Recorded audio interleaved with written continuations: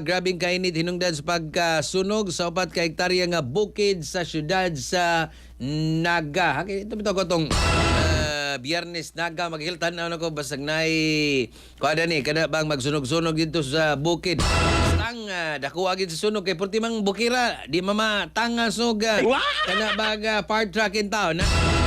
Naagi day mga kiyal pagkagabi na naagi mga katropa po na ato ning sayrong plitong ditali ipadangat ni katropa Almi Mata Live report. ato mga Almi, good morning. Good morning. Di ba naman ang 4 ka hektarya sa kabukiran na nasunog sa barangay na Alad, Dakbayan sa Naga nitong Biyernes, Mayo 1. Gituo ang gipahinabo sa grabing kainit sa panahon na sumala sa Bureau of Fire Protection na posible nga nagsugod ang sunog pila ka oras sa wala pa ma-reporta ug gikan kini sa ugang nga kugon sa taas nga lugar nga nasunog tungod sa init nga adlaw.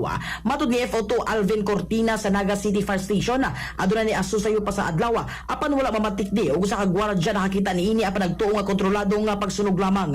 Nadawat ang reporta alas 4:50 sa hapon ug dahil gipadala ang mga bumbero miabot sila alas 5:06 ug nakontrol dahil ang sunog apan nadugay ang himpit ka pagkapalong tungod sa lisod ug taas nga terrain nga dili maabot sa fire truck.